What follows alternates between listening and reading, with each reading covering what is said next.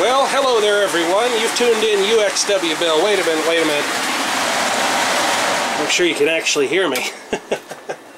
Hello there everyone. You've tuned in uxwbill, and if it sounds like I'm slightly under the weather, that's because, well, frankly I am.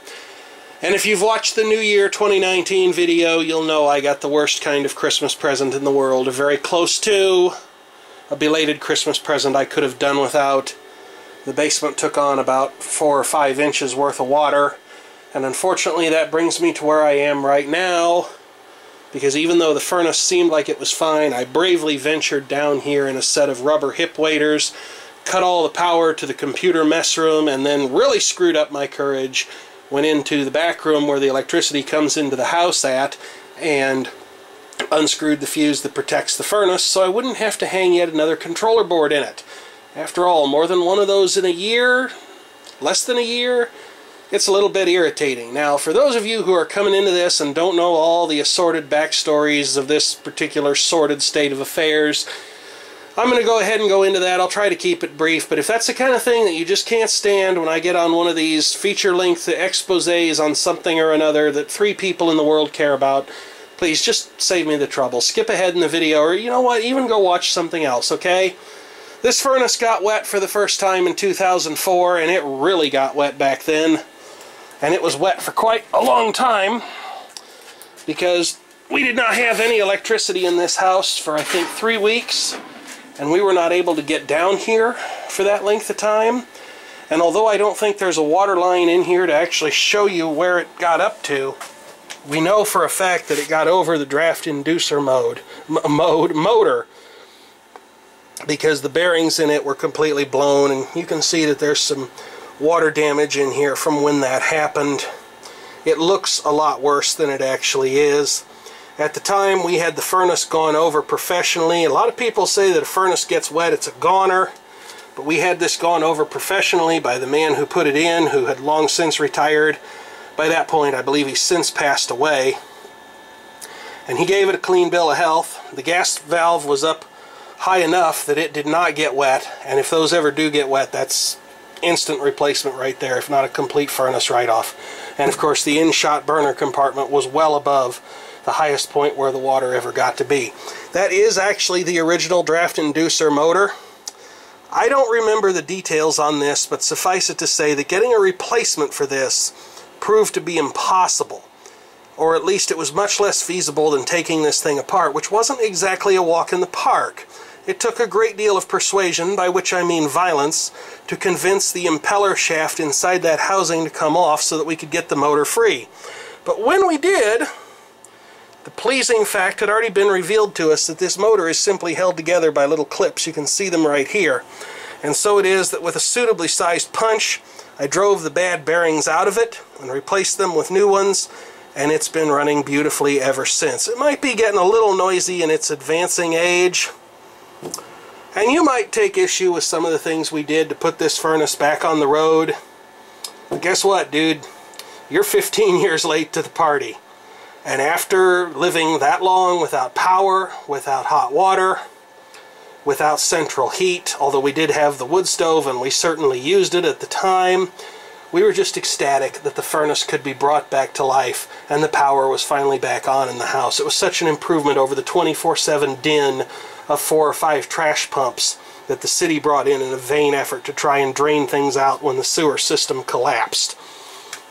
Fast forward another couple of years, actually several years, and this thing got wet once again, though it only suffered by about 1 foot of water that time, but that was quite enough, because for some reason, in their infinite wisdom, when you have a standard upflow furnace like this one, the designers put the control board right here on the bottom, and so if the water comes up into the blower compartment, and you're like me and you're not exactly brave enough to chance reaching into a fuse box to turn it off while you're standing in a foot of water, yeah, it fries the control board. So I've put a new one of those in there, got it going again. That control transformer, yes, it looks like hell, but it still works great. I'd say they probably just don't make them like they used to. Now, back when this thing first got wet in 2004, Again, it's usually not worth repairing fractional horsepower electric motors, but I actually took the blower wheel completely apart on this furnace, and I went ahead, drove the bearings out of it, repacked them with fresh grease after flushing them out in a diesel fuel bath out at the farm, put it all back together, and again, it's been running beautifully. But with this most recent insult to this poor furnace, it seems that something might be going wrong here, because our furnace has picked up a very bassy rumble when the blower fan kicks in. And no, it's not some sort of a heat exchanger fault or anything like that. I've gone ahead and turned it off, but thanks to the magic of technology and the Internet of Things, which I ordinarily despise, yes, we'll be editing that out. I'm going to show you exactly what takes place here. So we'll go ahead and we'll turn this on. We'll put it on heat. I don't think we'll try to start the air conditioning condenser since it's only 25 degrees Fahrenheit outside, and it probably wouldn't much like that. And we'll kick the set point up a little bit so it might actually kick in and run. And depending upon how long it takes for the message to go through Honeywell's control servers across the public internet, it's not going to take that long. Furnace will fire up, and I better put that bottom door back on. Yeah, the switch has been bypassed, and I would never ever do this in a piece of equipment that wasn't my own. But again, desperate times call for desperate measures. I know it's like that. I'm the only person who's likely ever going to be working on it. I always shut the power off to it externally before I do. And again, dude, you're 15 years late to the party. So we'll do our little pre-purge dance here. Then the burner will fire when the gas valve opens and the igniter does its thing.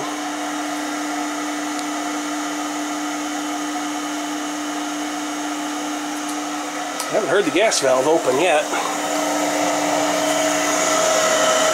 Oh, there it goes. Your in-shot burners doing their thing.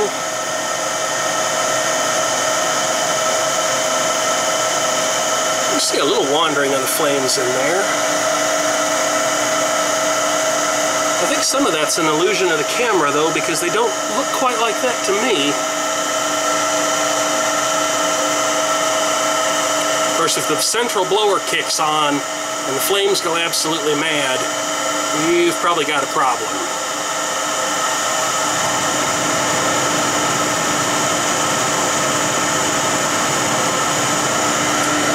I don't know if the camcorder will pick it up, but this thing definitely sounds different. Just listen to that. There's actually a video on my channel you can watch where I fired this thing up a couple of years ago. A video by request from someone or another. I don't even know if that someone still watches. But if you need an A-B comparison and the camcorder will actually pick up that deep thrumming noise that I'm hearing right now, yeah, something is definitely different. So go ahead and let that run for a couple more minutes. What I'm going to do is get in there and take a look and take you along for the ride. I'm laden with my dinner right now.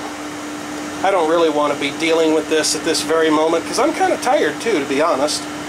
But I guess I'd rather be dealing with it now than at 3 o'clock in the morning when we realize that the thing has gone off on the high limit or something. I actually came to know that the basement was flooded last February by virtue of the furnace's behavior. It started to smell like burning throughout the old house. And I was like, well, somebody's just cooking something on the stove. But then the odor got worse and worse and worse. And I was like, okay, I think it's time to go downstairs and find out what's going on. When I got downstairs, or rather to the first floor in the old house, I heard a squeaking noise. I was like, well, that's really weird, but okay, maybe it's not the end of the world. Maybe the blower wheel just got loose. That's been the only defect that this furnace has ever had throughout its entire life that could be attributed to its manufacturing. And Comfortmaker, Intercity Products at the time, they stood behind it flawlessly. They put a new blower wheel and a motor in it, because apparently the blower wheel had gotten loose somehow, chewed up the shaft on the motor several months after it was installed. Hasn't gotten the message to shut down yet. I guess the Internet of Things is smart enough to know when you need heat. Anyway, after arriving on the first floor and hearing that squeaking noise, I ran through the kitchen, headed down the basement stairs, and stopped dead in my tracks when I saw the water lapping at the bottom of the first stair. And oh yes, I said something very intemperate, just like I did this time, just like I did in 2004. And back in 2004, I'll tell you what, I was incensed. So much so that I wanted to make someone pay. And in truth, I still do.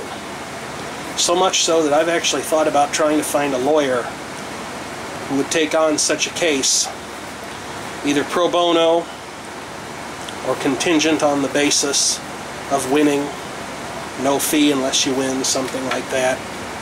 But the odds are probably infinitesimal that I would actually come away victorious. And what would it be other than a symbolic gesture? All the vintage computers and stuff that I really cared about from way back then, they're long gone. Probably a lot more of them could have been saved than were. It's probably the closest I've ever come in my entire life to understanding what people who have nervous breakdowns go through before they actually do experience such a thing. I don't know how close I came. Obviously, I recovered, but it's still, you know, it's the kind of thing you just don't ever really get over. But you didn't come here to hear about all that, especially those of you who are working in the HVAC industry and want to come in and laugh and point and tell me how I do all this stuff wrong. And I'm not saying that you're completely out in left field. After all, I am just starting out in this business, and I know there's a lot of gaps in my knowledge and situations that I haven't seen yet. Golly, is this thing ever going to time out? It might be the one thing that outlasts the narration in my videos. Yes, I know I'm long-winded, and I'm very, very proud of it. You can tell I'm in kind of a wiry, ornery mood, can't you? Of course, I could just lose patience, because I'm sure the heat exchangers had time to cool down sufficiently, and just do that. Alright folks, here we are at last, the meat and potatoes of the whole deal. Hopefully those of you that don't like a bunch of rambling have skipped forward to this point. If you haven't, and you didn't like it, oh well, I did tell you to watch something else. It's dirty in here, there can be no doubt about that. I haven't actually cleaned this out yet, but I will do so. Looking at the back of the motor, I see that there's something caked up on it. I really don't know what that is. I reached in there and touched it with my finger, and it felt kind of oily, but it didn't really come off, so I don't know if that's dust or what that might be. I suppose it might be dust. I think I'll pull this whole thing out of here this weekend and give it the proper cleaning that it deserves. But in looking at the blower wheel, yes indeed, I did find a problem. Take a look at this. See that thing there that just went by? Now it's going back the other way. That could certainly serve to give it a bassy rumble. I wonder what that is. Looks like some kind of paper or another that got in there. There's a couple other treasures in here too. I'm not real sure how these got in here. I'm a little hesitant about going after them because I haven't had a tetanus shot since I was in high school. Although I probably should have gotten one the other day because I gashed my thumb pretty good on a piece of copper pipe down here. Luckily it wasn't one that was underwater. Here we have a Lego piece. Hard to tell where that came from. And then, well, I think I just lost the... Well, I'm trying to lose both of them, apparently. But there's a Bic stick ink pen in there, and a Quill branded permanent marker. I should probably get some kind of furnace tape and close this thing up so it can't pull air and the occasional dead cockroach up through here. So let me see if I can get those things and get that little prize off the blower wheel, and we'll see if our furnace is a lot happier after that. There, in case anybody happens to wonder, is the information plate in the furnace. Intercity Products Corporation, USA, Laverne, Tennessee. And this old boy's a pretty big horse. 125,000 BTU input, 90% efficient. At the time, it was state of the art. That would have been in 1995 or very early 1996. So what did we find? Here's what was in the blower wheel. It's hard to read, but it looks like it was some kind of a demonstration page for a Samsung color laser printer, which I haven't had in years. A CLP 550N, if you really care. And then, here's our permanent marker. And just because I am an enormously curious person, a truism in more than one way, remember those old Bic pen commercials where they would tout the reliability of their product by doing something along the lines of shooting it out of a BB gun, or maybe it was an archery set. Maybe they shot it out of a bow and arrow. I don't know.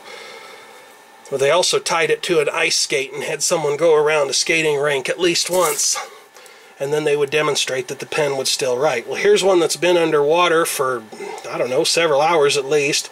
It's been grubbing around in the bottom of this furnace, and it's just been neglected for a very long time. I don't know how this would have gotten into the ductwork or even into the furnace unless it rolled underneath it, which is certainly possible. But let's just see how hard it is to stop a Bic pen. There's a little bit of ink coming out of there. It's not writing yet, but I'll bet I could get it to. Let's try out the permanent marker and see how that works.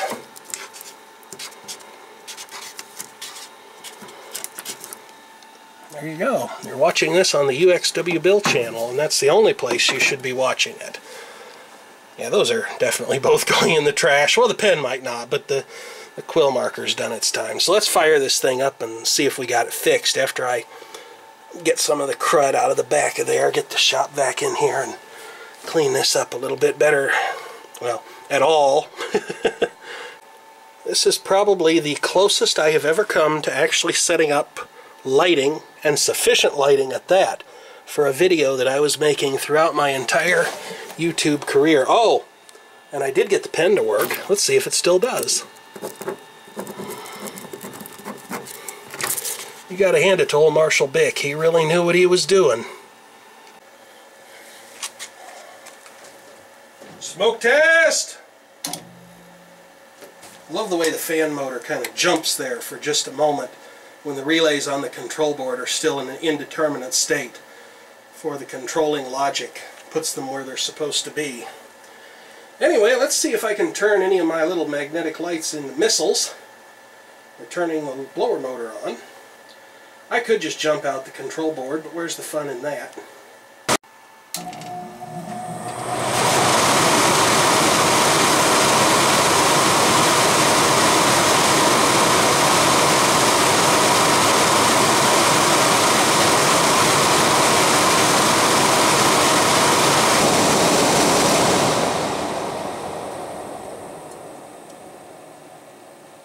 Ready to try for heat?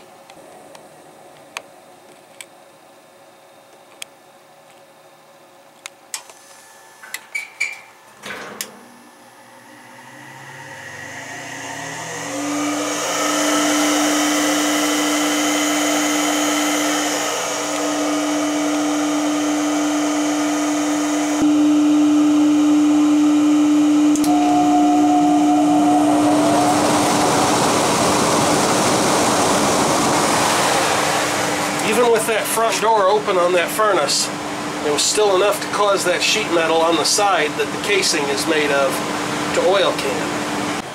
And here everything is all back together again and running. I'm sure you can tell it sounds a lot happier than it did. Just listen carefully.